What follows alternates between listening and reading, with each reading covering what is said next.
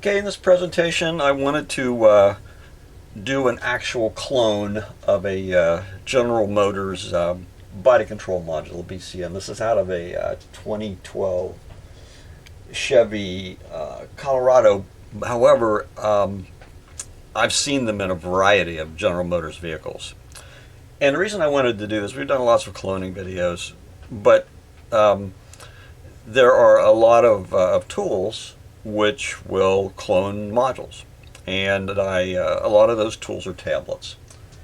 And they're fine products. I'm not in any way impugning the quality or the capability of tablets. They do lots and lots and lots of stuff.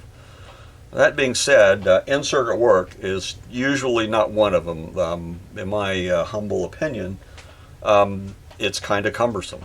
And also the likelihood of reliable connection and success, well, there are videos, if you watch them, the person initially will be there with his tablet and his clip and his EEPROM adapter thing plugged into his tablet, and then he's going to connect. You'll see him connect or try to connect, and the next thing you know is out comes the hot air tool, off comes the chip. The chip goes into an adapter, and then he is able to successfully read the part.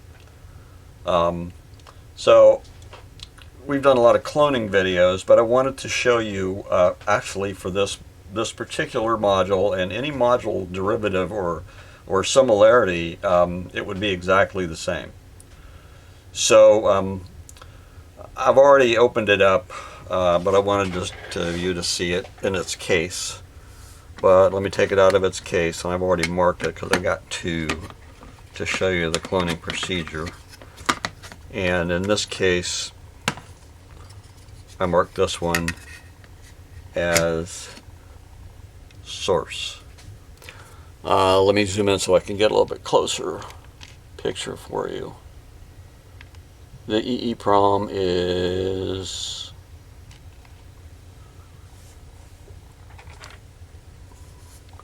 right here.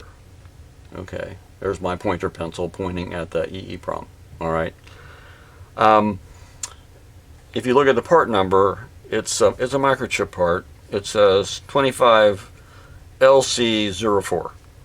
Well, there is no part that's actually a 25LC04. You will find that when they print a part number on an EEPROM, sometimes they just run out of space. So in those cases, either the rest of the part number is on the next line, or they just leave it off.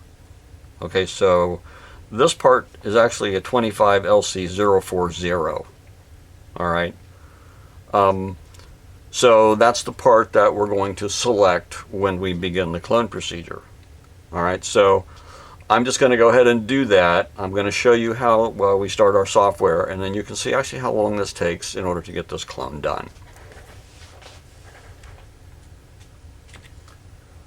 All right, we are on the screen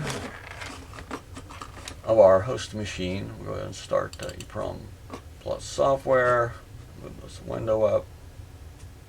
And this is our device selection table. This is where you choose the part with which you're working.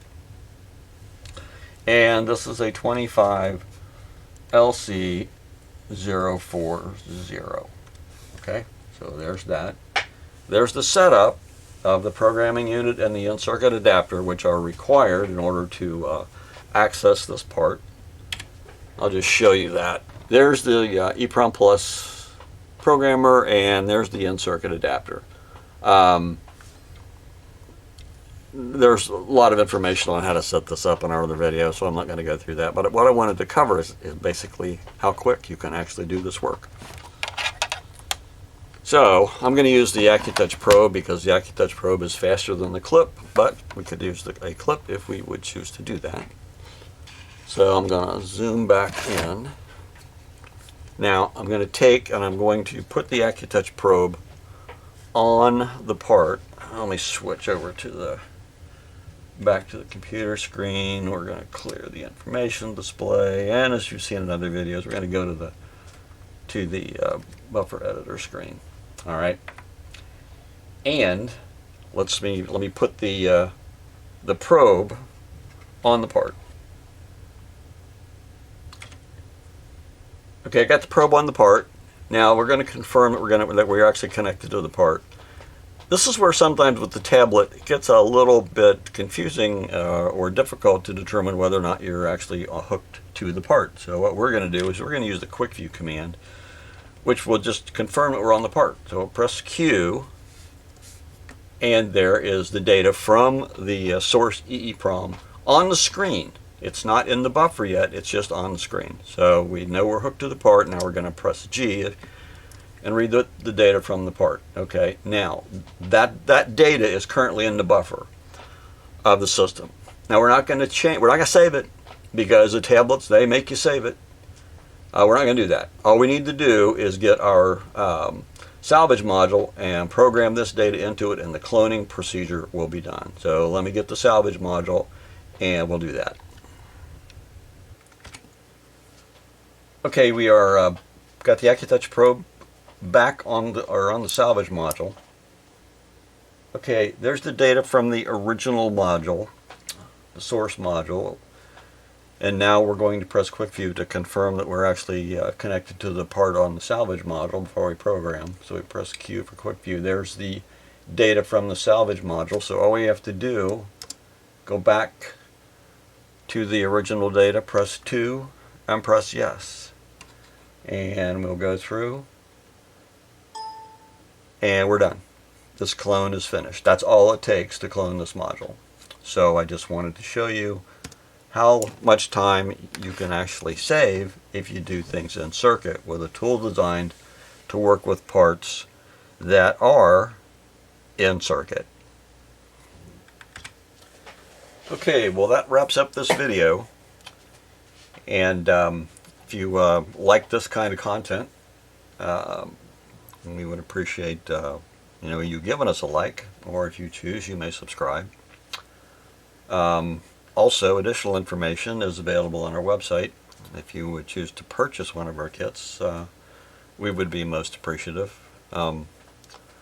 Sometimes I think we are one of the last manufacturers of products in the domestic U.S. Everything else seems to not be fabricated here in the United States. But we do. And since we do, we also give great technical support because, well, it's just how we choose to do business. So anyway, if you would like additional information or would like to purchase one of our kits, we would, as I said, we'd be very much appreciative of that. And additional information is available on our website, which is arlabs.com.